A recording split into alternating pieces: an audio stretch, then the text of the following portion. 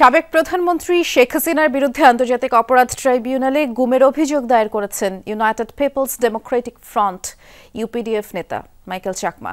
বুধবার সকালে ট্রাইব্যুনালের প্রধান কৌঁসুলির কার্যালয়ে তিনি মৌখিক অভিযোগ করেন। আর চিফ প্রসিকিউটর তাজুল ইসলাম জানিয়েছেন, আইন অনুযায়ী অভিযোগটি আমলে নেওয়া হয়েছে। শ্রীলঙ্কা আবারও রপ্তানিতে শীর্ষে।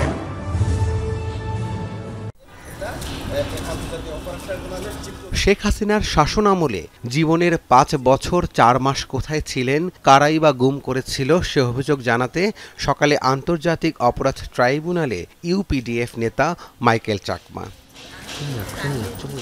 এ সময় চিফ প্রসিকিউটরের কার্যালয়ে মৌখিক অভিযোগে মাইকেল চাকমা বলেন, ২০১৯ সালের ৯ এপ্রিল রাজধানীর কল্যাণপুর থেকে তাকে কারা যেন তুলে নেয়। এরপর তার পরিবার দাঁড়ে দাঁড়ে ঘুরেও সন্ধান পায়নি। শুধু তাই নয়, তার খোঁজ চেয়ে করা রিটও শুনেননি হাইকোর্ট। জানালেন কি হয়েছিল সেদিন। শেখ হাসিনা যে ২০১৩ সালে খাগড়াছড়িতে একটা সমাবেশে গিয়েছিলেন, নির্বাচনের সমাবেশ। অবরোধ থাকাতে সেদিন তার সমাবেশ ২টায় শুরু হওয়ার কথা থাকলেও কিন্তু লোকজন উপস্থিতি কম থাকায় ৪টার দিকে শুরু করতে হয়।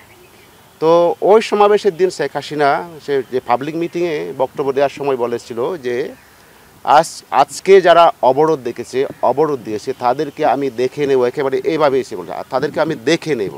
মাইকেল চাকমার এই অভিযোগ গ্রহণ করে চিফ প্রসিকিউটর জানালেন, এর তদন্ত করা হবে। আমরা ওনার এই বক্তব্য থেকে নিশ্চিত হয়েছি যে এনফোর্সড ডিসঅ্যাপিয়ারেন্স, যেটা গত সরকারের আমলে সিস্টেম্যাটিক ওয়েতে করা হয়েছে, সেগুলো শিকার তিনি হয়েছিলেন এবং সে কারণে তিনি একইভাবে এই বক্তব্যগুলো গুম কমিশনের কাছেও দিয়েছেন।